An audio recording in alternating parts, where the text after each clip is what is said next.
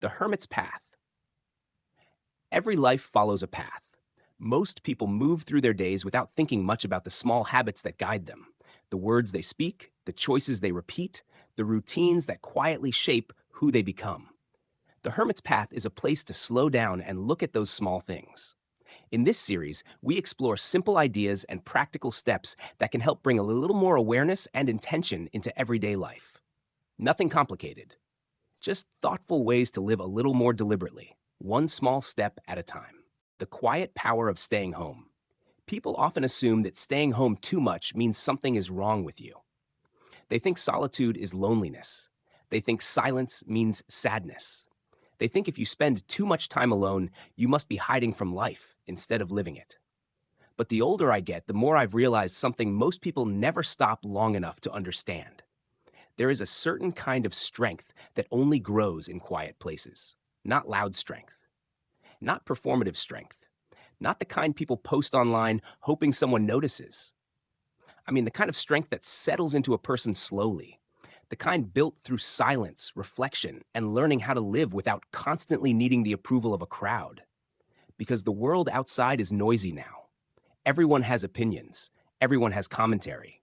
Everyone wants attention. Everyone wants to be seen. Very few people want to sit alone long enough to actually know themselves. And maybe that's why solitude makes some people uncomfortable. When you stay home, when you disconnect from constant noise, when you stop performing for the world every hour of the day, you begin noticing things.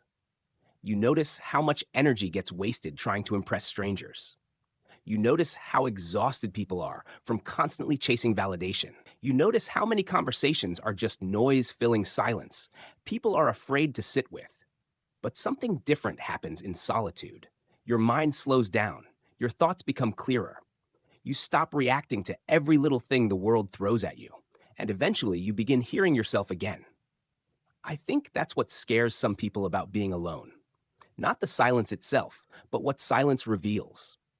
Because when the distractions disappear, you're left facing your own thoughts, your own regrets, your own fears, your own truths.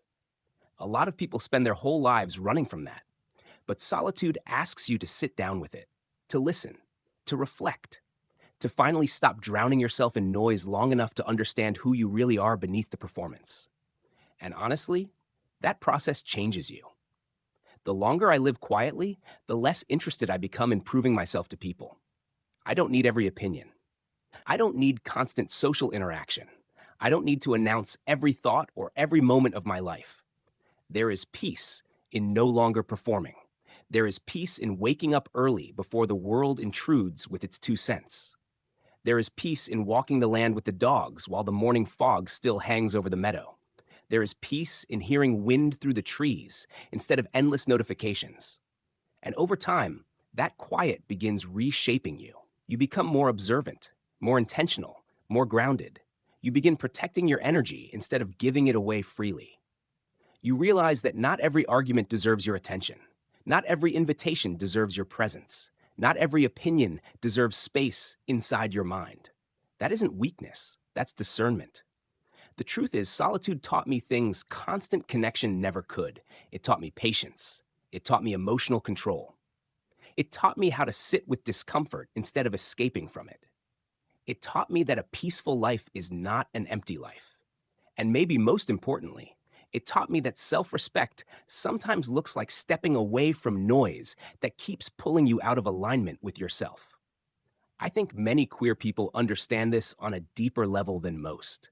A lot of us spent years observing before speaking, watching before trusting, learning how to survive emotionally in spaces where we never fully felt safe being ourselves. So we developed rich inner worlds. We learned reflection. We learned self-awareness. We learned how to exist quietly when the outside world felt overwhelming. And while that loneliness can hurt, there is also wisdom that can come from it. Not bitterness, not superiority, just clarity. The kind of clarity that helps you understand what actually matters. For me, solitude was never about hiding from the world. It was about finally hearing myself clearly enough to build a life that actually fit me. A quieter life, a slower life, a more intentional life. Not a perfect one, but an honest one. And maybe that's the real power people misunderstand about solitude. It's not about disappearing so people wonder where you went. It's about becoming so grounded within yourself that you no longer need the noise to tell you who you are. Because eventually, you realize something important. The people constantly chasing attention are usually searching for themselves in the reactions of others. But the person who learns to sit peacefully alone, who learns to think clearly, who learns to face themselves honestly, who learns to build a meaningful life quietly, that person becomes difficult to shake. Not because they control others, but because they finally learned how to steady themselves. And in a world addicted to noise, that kind of quiet mind is becoming rare. Walking the hermit's path doesn't require dramatic change. Most of the time, it begins with something small: a new habit, a different way of thinking, or a simple choice made with a little more awareness. If something in this episode resonated with you, consider giving the video a like and sharing it with someone who might also appreciate the idea. And if you'd like to continue exploring simple ways to live more intentionally, be sure to subscribe and join me again along the Hermit's path.